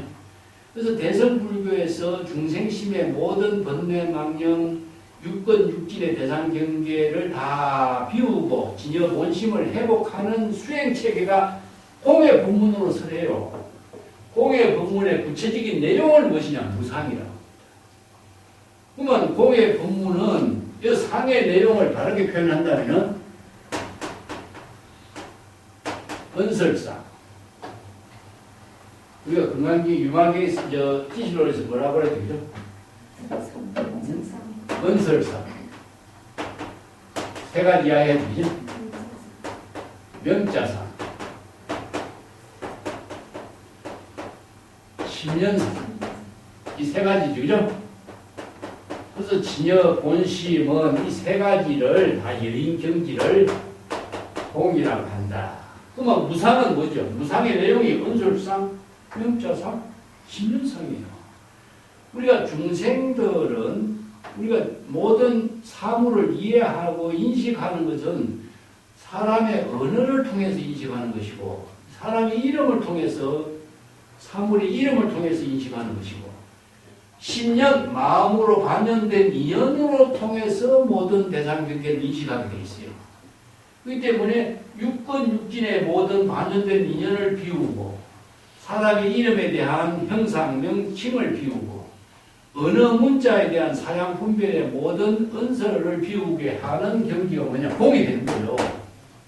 그러면 공의 경기를 내가 다른 말로 한단 말이겠죠? 이연진여라는 얘기죠. 공은 진여예요. 진여 본심의 상태를 공이라고 해요. 진여 본심의 지혜를 바로 열례라고 해요. 보면은 공의 반야바라밀의 실천은 무엇이냐? 일체의 모든 은설상, 명자상, 신년상을 여인 무상의 실천에 의해서 진여 본심을 회복하는 거죠. 그러니까 우리의 마음에 중생심을 비우면 본래 청정한 진여 본심을 회복하게 되는 것. 요걸 다른 말로 한다면 번뇌망념의 숲에서 본래 청정한 진여 본심의 집으로 되돌아가는 것. 이렇게 수행을 이렇게 해야죠. 그죠? 이게 이제 초발심 정각을 이루는 수행 체계를 이런 법문으로 설한 거예요. 그렇기 때문에 공의 내용을 반야신경에서는 뭐라 그러죠? 제법 공상 이렇게 표현해요. 자, 제법 공상을 공중이라고 해요. 공 가운데는 안이비설신이도 없고 색성양비 적법도 없고 시비연기도 없고 모든 일체의 방편에서 제시하고 있는 세간의 모든 은설, 출세간의 모든 방편 법문의 언어가 공 가운데는 없어. 청정한 진여 본심에는. 그래서 일체 개공이라고. 공상. 다른 말로 한다면 일체 개공이라고. 일체 개공을 다른 말로 한다면 신여허공이라고 표현해. 신여허공. 마음을 텅 비우진 경기입니다. 자, 이런 언어들은 궁극적으로 일체 개공, 마음이 허공과 같이 텅 비었다, 본래 무일물이다 하는 말을 쓰는 것은 무엇이냐? 궁극적으로 진여 본심을 이야기합니다. 그 때문에 뭐가 비워졌느냐? 자의식의 대상 경계로 사량 분별하는 중생심의 번뇌 망념을 비운 상태가 되는 거죠. 그래서 대성불교가 공의 반야바라밀의 지혜를 체득하는 공의 실천법을 제시한 것이 반야경의 특성이에요. 그러면 공의 내용은 무엇이냐? 공의 내용을 다르게 이해한다면 진여본심인 거예요. 그렇기 때문에 진여본심의 지혜로 지금 여기 본분사를 실천하는 것입니다. 진공, 묘행. 이걸 공불공이라고 해요. 그래서 이제 성만경이라든가 대성기시론에서는 공열애장, 불공열애장이라는 논리를 이야기해요.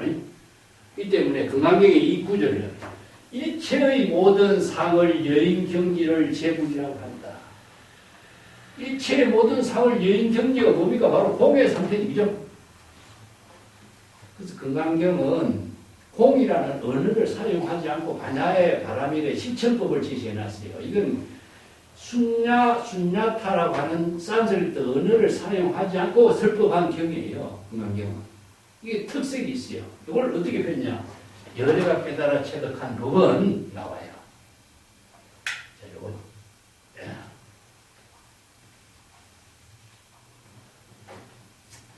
칠판을 여기 찍을까?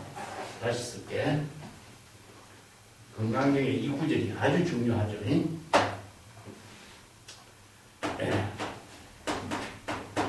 열애 소득법 무실무거라고 했습니다.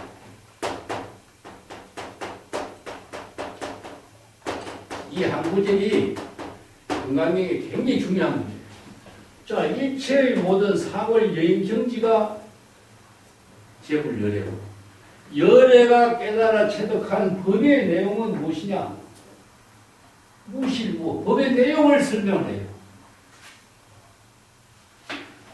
그래서 열애가 설하는 불법, 열애가 깨달아 체득한 소득법이 무엇이냐? 이 법은 바로 진여일심이거든요. 진여일심법이. 진여일심이 여법학의 지혜로 이루어진 것을 불교에서는 법이라고 해요. 이 법은 평등하여 무유고하다 하지. 이 법은 뭐예요? 저도 진여일심법을 해요.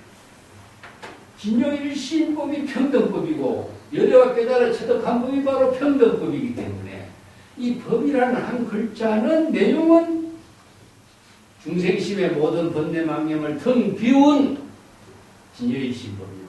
그렇기 때문에 이체의 모든 상을 여인 경기가 바로 제불이 되는 것이나 똑같죠. 그래서 무실은 무엇이냐? 바로 공이고 무언은 불공은. 이 법문을 후대의 반야경전에서는 공열애장, 불공열애장 이렇게 표현했는데 금강경에서는 무실무어 이렇게 표현해요. 그래서 무실무어의 내용을 잘못 이해하면, 글자대로 이해한다면 이거 금강경의 내용을 또 잘못 이해하는 것이 돼요. 그래서 금강경에서 이런 것이 오역이 많아요. 금강경의 무법이라든가 무실이라든가 무어라든가 이런 언어를 글자대로 번역해 놓으니까 전부 다 오역이 되어버린 거예요. 그래서 이게 불교의 전문 방편 본문의 언어를 잘못 이해해서 생긴 오해가 금강경을 많은 오역을 만들어낸 거예요. 이걸 다른 말로 한다면 무실은 뭡니까? 바로 실체가 없는 것이기 때문에 공이죠. 그죠? 진여일심이 청정한 경지를 공이라고 해요. 무언은 무엇이냐? 불공이라. 진여본심이 지혜로 여법하게 작용하는 것이 허망하지 않는 상태를 말해요. 이걸 진공, 묘유라고 합니다. 후대에서 이제 진공, 묘유라고 하는 말은 누가 썼느냐 하면 하택신해가 써요. 중국 선성들은 공열애장, 불공열애장이라고 경전에서 썼는데 기실론에도 공열애장, 불공열애장이라는 말 대신에 진공묘유라고 씁니다. 진공은 진여일심이고 묘유는 진여일심이 시절 인연에 따라서 방편의 지혜로 공덕행을 본분사로 실행하는 거예요. 이제 묘유는 뭐냐? 불가사의한 지혜로 미묘한 공덕을 본분사로 실천하는 이를 의미가 있습니다. 이걸 다른 말로 한다면 진여일심의 지혜로 공덕을 본분사로 실행하는 일. 이것이 바로 열애가 깨달아 체득한 법이다. 그러면 재불열애는 모두 다 진공묘유의 지혜로 시절인의 본분사를 공덕행으로 실천하는 자다. 이런 의미죠. 그죠? 그럼 포삭이 불도를 수행해서 열애의 지혜를 부족해서 진공묘유의 지혜로 지금 여기 자기 본분사의 일을 실천하는 것이다. 이런 의미죠. 그래서 이제 유명한 이 법문을 다시 정리한 것이 금강경에 어떤 법문을 쓰였느냐 하면은, 자, 이게 열애에 대한 진정한 뜻을, 열애자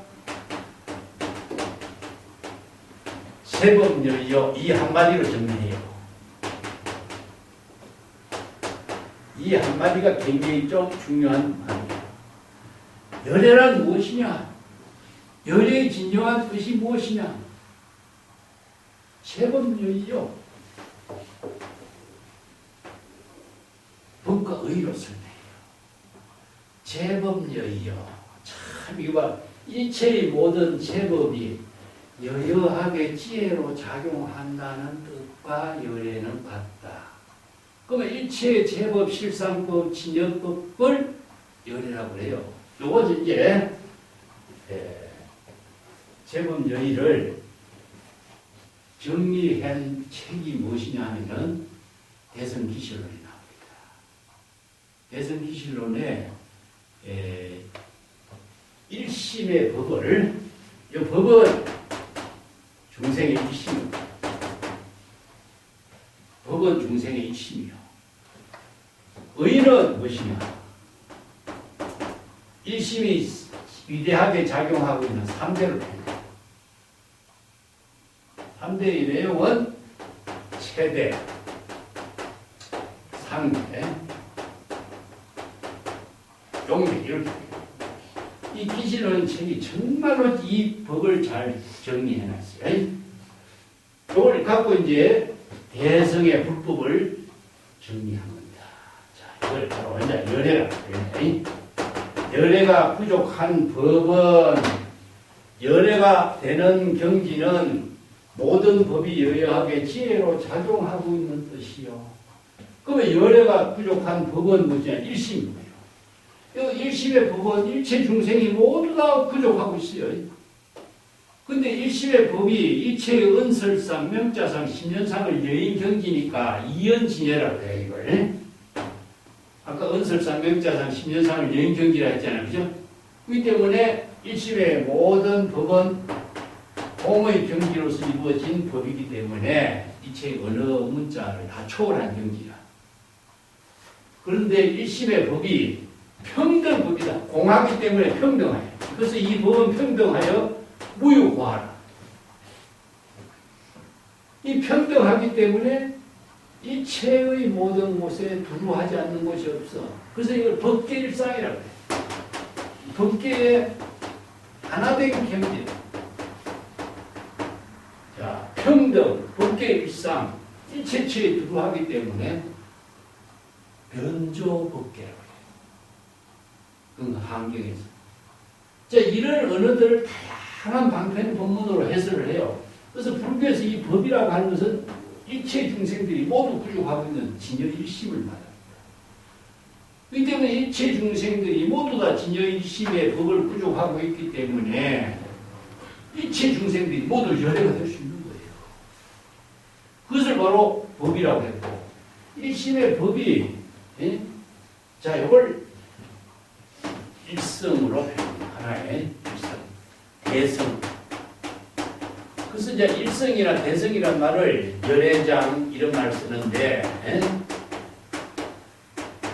대성 불교가 일성, 대성이란 말을 쓰는 것은 일심의 법이 평등하고 법계와 하나 되고 일체의 모든 중생의 차별 분별심을 틈 비운 경지, 자성 청정심, 본래 무인물의 경지이기 때문에 평등의 법이고, 그것을 바로 일성의 법이다 이렇게 해서 일성의 법을 열애장이라든가 열애법신이라든가 이런 말로 씁니다.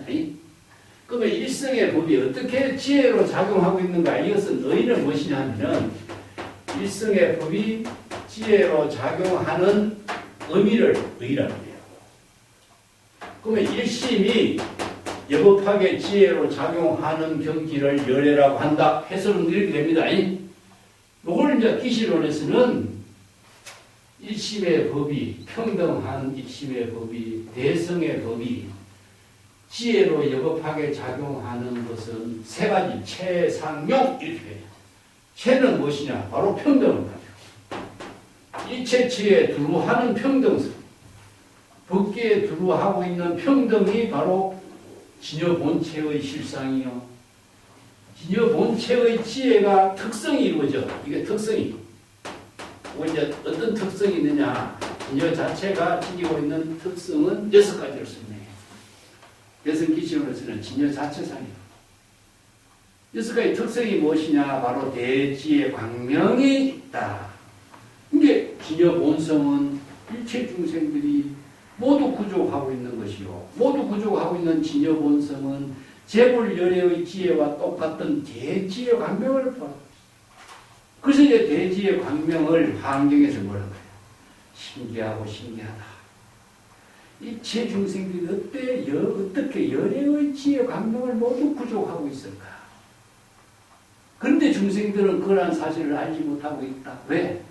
자의식으로 전도몽상 착각으로서 중생의 심에 타락되어 있기 때문에 이러한 사실을 보지 못하고 알지 못하고 있는 것이다.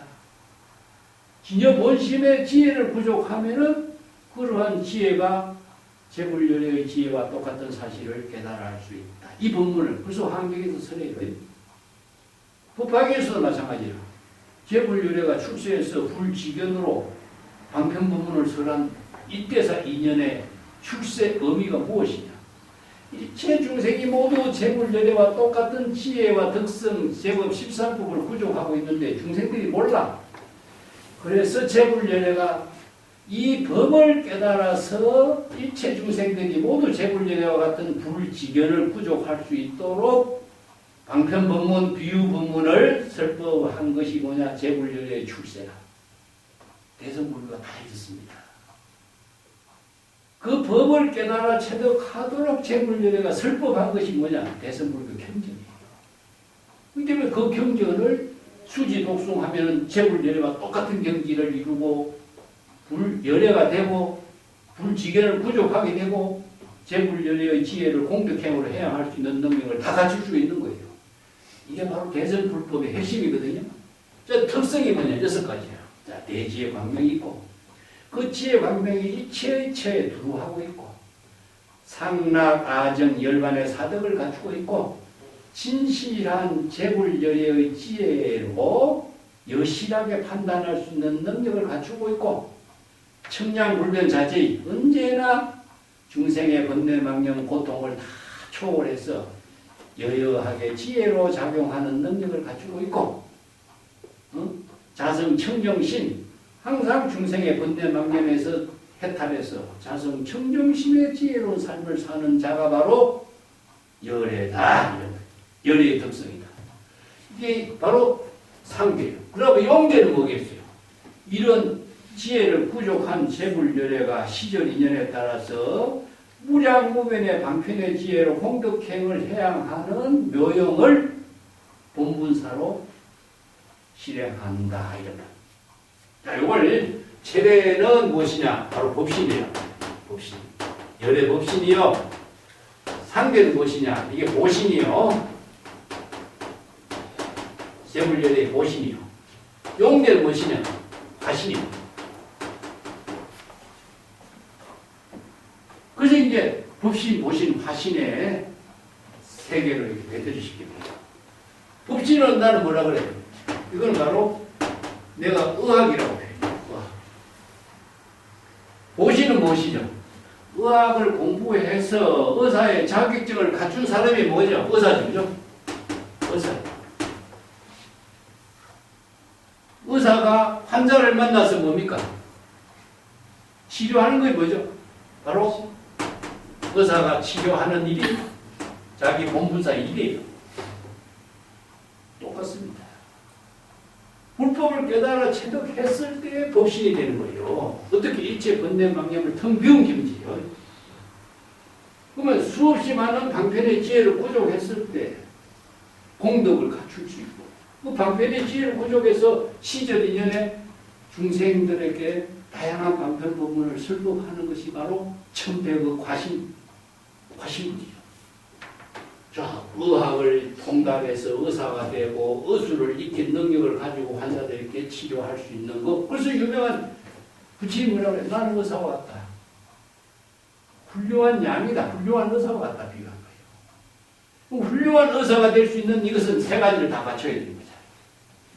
그래서 또 하나 비유가 있죠. 나는 길을 안내하는 도사와 같다.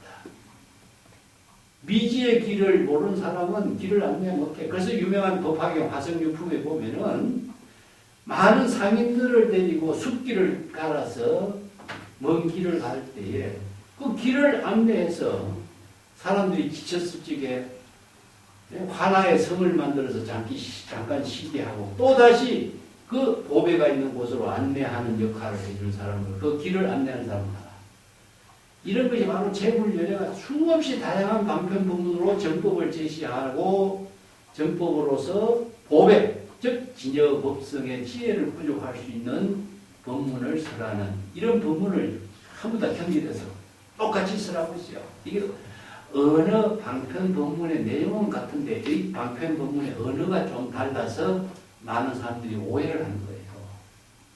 그래서 금강경에 우리가 열애를 통해서 이런 공부를 하는 것도 우리가 언어를 정확하게 이해하지 못하면은 바른 지혜를 체득할 수 없고 바른 사유를 할 수가 없어요. 이게 세간의 언어와 출세간의 언어가 분명하게 정리가 된 것이 불교의 가르침입니다. 그래서 이런 본문을 자 언설로 설하니까 전부 다 언어의 대상 경계에 속박되겠죠, 그죠? 이게 부대사는 어떻게 설법했어요? 온몸으로 행동을 설법. 불성의 전체 작용으로 설법한 거예요. 자, 지금 여기 자기 본분사로 설법하는 일이 바로 열애의 지혜로 설법하는 것이고, 언어를 초월해서 온몸으로 행동으로 여실지견의 설법을 한 것이 바로 부대사의 설법이에요. 이게 바로 이제 선성들의 독자성을 지닌 설법의 방식인데 이런 것을 부대사가 금강경의 법문을 설법했다 하는 특색으로 여기에서 제시하고 있는 겁니다. 그 제불열애의 침묵이라든가 융마의 침묵이라든가 이런 말도 수없이 다양한 방편 부문을 설한 내용 중에 하나예요. 부대사가 지금 올라서 설법한 것도 그러한 방편 부문으로 설한 내용 중에 하나죠.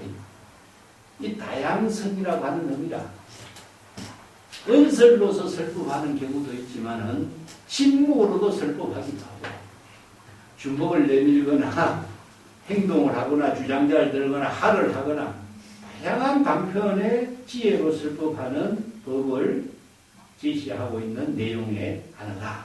이렇게 이해하면 됩니다. 자, 교재 420 2쪽 부대사는 금강경의 정체인 불법의 근본을 몸으로 직접 드러내서 설법하는 것이다. 이렇게 정리를 해볼 수가 있어요. 경전을 강의한다는 것은 어느 문자로 쓰인 문장을 설명하고 지식으로 전달하는 연구가 아니다. 중교로서 경전의 말씀을 깨닫고 불법의 지혜를 몸으로 깨달아 체득하고 자신의 인격과 지혜를 실행하는 일상생활 속에서 자기 본분사의 묘용으로 실행하도록 하는 일이다. 그래서 원어는 언어 문자를 번거롭게 사용하지 않고 금강경 강의했다고 칭찬했고 반야신경에도 반야의 지혜는 대상 경계를 얻을 수 있는 물건이나 대상 경계가 아니다. 불가득이란 말이 과거신 불가득, 현재신 불가득, 대상 경계를 얻을 수 없는 말을 불가득이라 그래요. 시간도 대상 경계를 얻을 수가 없죠. 깨달음도 불가득이야. 무소득 불가득. 대상 경계를 얻을 수 있는 거 아니에요. 일심의 지혜로 이루어진 경계를 어떻게 대상 경계를 얻을 수가 있겠어? 그래서 불가득이라는 특성을 이렇게 공으로 표현한 것이고, 부대사가 주장자나 주목으로 경상을 칠 때 그 나는 소리는 자성이 없어. 이게 이체의 모든 언설, 문자, 소리는 실체가 없는 거예요. 그래서 언어도 소리로 전달되잖아, 그죠? 마음의 소리가 언어잖아. 그렇지만 언어 자체는 소리나 언어의 내용이나 실체가 있는 건 아니다. 시절 인연에 따라서 방편으로 제시한 것이기 때문에 하나와 같다. 이렇게 표현하는 거죠. 그 소리를 통해서 법음의 진실을 깨달아 체득하는 지혜가 바로 불성의 자각지인 지혜 작용이다. 부대사가 경상을 부딪힌 이런 걸림이 없고 자치가 없는 반야의 지혜의 묘용을 자신의 온몸으로 그대로 보여주고 있는 설법의 내용이다. 그 응무소주, 이생기심이라든가 이런 말들이 바로 무주무상의 경지잖아. 이게 대상 경계에 대한 모든 의식을 등 비우고 일체의 은설 문자에도 속박되지 않는 경지에서 일심의 지혜를 본분사로 실천하라, 이런 뜻이죠. 그 부대사의 유명한 개송이 또 심학명이라는 개송이 있어요. 이 개송이 전등록에 실리는데, 마음의 공황을 관찰하는데 현묘하여 헤아리기 어렵다. 얼굴도 형체도 없지만은 큰 신통력이 있으니 천가지 재앙을 소멸시키고 만가지 공덕을 이루니 온체와 성품은 공하지만 온갖 법칙을 베풀고 있다. 그 희망을 대상으로 보려고 하면은 형상은 없지만은 부르면은 대답을 하니 큰 법의 장수가 되어서 마음의 계법으로 경을 설한다. 이런 그 개송의 신신명과 같이 개송으로 설법한 그 본문이 심학명인데, 이 심학명의 구절이 좀 길어요. 그래서 요게 중요한 핵심만을 내가 좀 소개를 했는데, 그 공황을 관찰하니 현묘하여 대상 경계로 청량하기가 어렵다. 공황, 우리의 진여 본심의 지혜는 형상도 없고 모양도 없지만은 대신통력을 발휘하고 있다. 이런 표현들이에요. 이런 본문들이 바로 이제 부대사의 개송으로 전해주고 더 있습니다. 그런데 이제 방거사가 사람은 각자 한 권의 경전을 지녔다.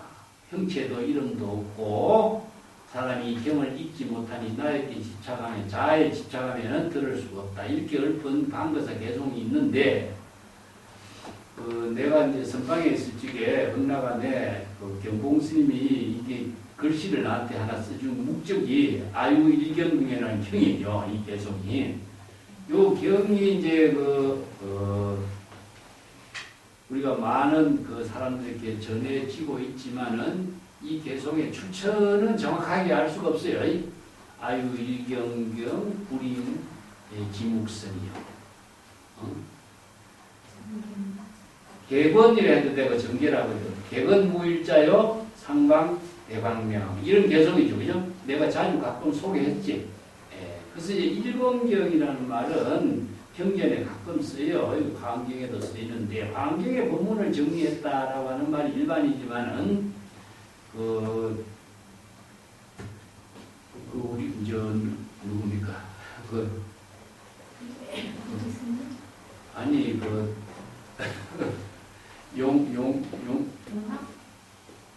옛날에 31인상 중에 있고, 니네 침묵에 용훈 스님의 최근담 강의에 이 개송이 그대로 실린 것이 내가 본 자료 중에서는 최초예요. 최근담 강의라는 책이 용훈 한용운 스님의 전집에 있어. 그래서 이제 이것을 확인하고 있는데 거기에 이 개송을 그대로 실어놨어. 그래서 한용운 스님 개송을 다른 사람이 다 쓴 것 같아. 성철 스님도 이게 한용운 스님 개송을 보고 알게 된 것 같고, 경공 스님도 한용운 스님 개송을 가지고 북글씨를 써주신 게 아닌가, 나는 그 생각을 해요, 요즘에. 그 이제 여기서 일공경이라는 거기에 진여일심의 지혜가 일공경이 열애라. 열애가 일공경을 설하는 것 자체와 경전에 설법하는 것이나 진여일심의 지혜가 일공경이나 똑같은 거죠, 그죠? 바로 이제 정법의 안목을 부족한 열애의 지혜로 일공경의 법을 설하는 본문을 이게 일심의 지혜를 하나의 경전이라고 설한 거예요. 그래서 양무제가 부대사 선상에서 행동하는 설법을 보고 깜짝 놀랐는데, 양무제는 문자로 들으려고 하는 초청이었는데 그 경상을 한번 후려치고 내려왔으니 좀 바보 같은 취급하는 것이 아닌가, 이런 중생심의 생각이 일어났기 때문에 지공화상이 그 옆에서 도와준 거예요. 설법이 끝났습니다. 그 설법을 이해하겠습니까? 이렇게 이제 이야기한 거죠. 이게 폐하는 부대에서 강의를 잘 파악했습니까? 이게 무죄는 모르겠습니다. 이렇게 대답하니까 그 설법은 잘 끝났습니다 하는 걸로 이제 지공화상이 해설해 준 거예요. 그 뒷장에 424페이지 내가 써놨습니다. 아까 불시 불해는 설명했고, 언어 문자로 이해하는 것은 객관적인 언어 문자의 지식으로 이해하는 것이고, 진정한 반야 지혜를 체득한 것은 아니고, 반야의 지혜는 중생심으로 사량 분별하고 상대적 객관적 차별심을 비우고 진여일심 불심의 지혜로 체득하는 일이다. 그래서 반야의 경전을 강의하는 것은, 경전을 읽는 것은 지식으로 이해하는 것이고, 반야의 지혜를 체득해서 안목을 부족하는 공부는 바로 열애의 지혜를 부족하는 공부가 바로 지혜를 부족하는 공부가 되어야 됩니다. 그래서 양무제가 설한 금강경의 법문을 중생심으로 객관적인 언어 문자로 지식으로 이해한 것이지 불심의 반야 지혜로 체득한 공부를 하지 못한 것이다. 이렇게 이제 평가한 거예요. 그걸 뭐냐? 우리가 법화 행자로서 유명한 법달이 금강경에 법화경을 잘 강의를 하고 있지만은 이 법화경의 법문을 진정 깨닫지 못해서 육조 해능을 찾아가. 그러니까 그대가 법화경을 잘 외우고 있고 잘 기억을 하고 있지만은 법화의 진정한 뜻을 깨닫지 못했구나. 이렇게 이야기해요. 우리가 금강경을 독송을 많이 하는 사람도 한국에도 금강경 독송회가 있잖아. 그러니까 금강경을 많이 읽고 하는 사람은 외우는 사람은 많지만 금강경의 진정한 뜻을 모르는 사람은 금강 열애의 지혜를 이루지 못하잖아. 그래서 이제 법달에게 그대가 법화경의 어느 문자에 속박되어서 법화경에 굴림을 당하고 있다. 이렇게 평가를 해요. 우리 금강경 독송회 하는 사람도 마찬가지라. 금강경의 어느 문자에 속박되어서 금강경에 굴림을 당하고 있는 거예요. 경전을 내가 쓸 수 있는 지혜로, 방편의 지혜로, 마음대로 본분사의 외용으로, 공덕행으로 쓸 수 있는 능력을 갖춰야 되는데 어느 문자에 속박돼서 경전의 어느 문자에 자기가 끄달려다니고 있는 거 아니야? 똑같은 거예요. 그래서 이제 그대는 법화경의 법문에 끄달려다니는 속박된 사람이다. 법화를 굴릴 수 있는 지혜가 없다. 이렇게 이야기하죠. 우리가 명심해야 될 것이 그거예요. 경전의 법문은 어느 문자를 통해서 열애의 지혜를 체득하면 어느 문자에도 벗어나야 됩니다. 어느 문자의 속박에서 벗어나지 못한 사람이 어떻게 건강의 무상의 법문을 깨달아 체득할 수 있겠어. 자, 개송을 보겠습니다. 424쪽. 쌍님의 이 몸을 의탁하지 않고, 쌍님은 부대사가 두 나무 그루를 키워서 쌍님이라고 했죠. 자기가 살고 있는 거주처에 두 나무를 키워서 쌍님이라고 했는데 그 쌍님에 자신의 몸을 의지하지 않고 양무제가 초청했으니까. 예? 이 몸을 의탁하장에서 쌍님은 부대사 거주하는 곳, 양무제의 초청으로 황제가 있는 곳으로 나와서 슬퍼하게 된 것을 이렇게 표현했어요. 부대사가 본래 청정한 자연 부비의 쌍님의 부문사를 살지 않고 왕궁으로 나온 것, 이것은 중생부재를 향한 보살도의 실천이다. 이것은 주머니 속에 있는 바늘이 바깥으로 나온 것 남중지추라고 해요. 이것은 저절로 호주머니에 송곳을 넣으면 나오게 돼 있잖아. 이게 바로 호주머니의 송곳은 시절 인연에 따라서 밖에 드러나는 법이다. 양나라 땅에서 티끌먼지를 일으켰다.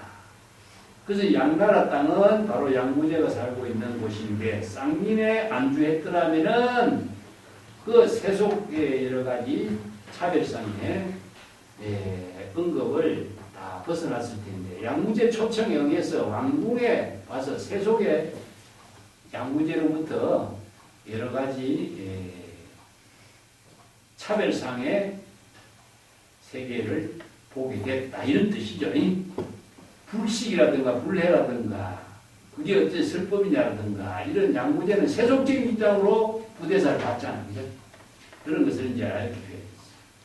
세 번째는 당시 부덕 지공로, 그 당시에 설법했을 때의 지공하상의 그 코멘트, 지공하상이 옆에서 충고로 하는 인연을 만나지 못했다면은 황급히 나라를 떠나는 사람이 되었습니다.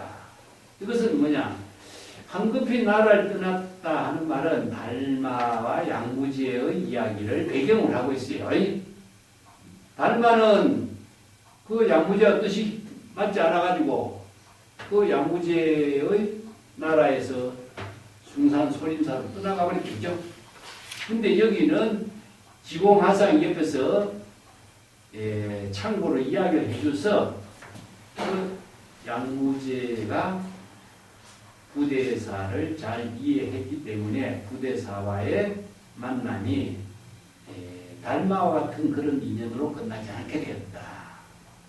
양무제와 달마의 뜻이 기합되지 않아서 달마대사가 양나라에서 쫓겨나 양자강을 건너서 숭산 소림사로 가게 된 입장하고 부대사는 지공하상의 도움으로 양나라에서 그대로 함께 좋은 인연을 맺게 되었다 하는 이런 본문이죠. 우원은 이제 부대사와 지공하상 같은 불법을 체득한 사람이라고 이렇게 평가하고 있는데 여기서 서석하는 말은 있죠. 그죠? 야시 서서 그 북인 이 서자라면 서서라고 하는 말인데 이 서서라는 말은 논어에서 이제 공자가 어찌 바쁘게 된 몸이 된 것인가 이런 말 쓸 적에 서서란 말 써 바쁘게 떠나가는 것을 서서라 그래요. 근데 달마가 양무제와 뜻이 맞지 않아서 바쁘게 양자강을 건너서 양나라를 떠나가게 된 상황을 이제 이렇게 배경으로 두고 지공하상의 해설로 부대사가 달마대사와 같이 양나라를 떠나지 않게 된 그 인연이 이루어지게 됐다. 이렇게 이제 개성으로 이제 정리해서 설명한 거죠. 여기에서 또 하나는 양무제의 초청으로서 설법하게 된 것을 양나라 땅에서 먼지를 일으켰다 이렇게 표현했죠, 그죠? 여기서 먼지를 일으켰다는 것은 이것은 화강동진과 같아요. 철염상정이나 화강동진 같아. 이 노자가 화강동진 이야기한 것처럼 중생이 사는 거리에 일부러 가는 거예요. 이렇게 그래서 중생과 같이 먼지를 같이 뒤집어 써야 중생과 똑같은 동사석으로 보살도를 실천하는 것을 말하거든. 오늘 먼지를 뒤집어 썼다 이렇게 표현하는 거예요. 이것도 낙초지담이라고 하는데 중생과 똑같은 경지에서 설법하는 것,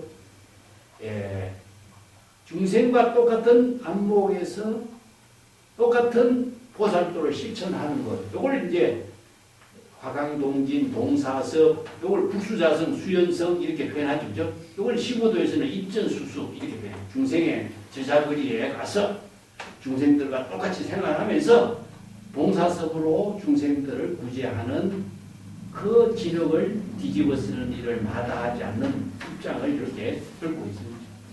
자, 오늘 여기까지 합시다.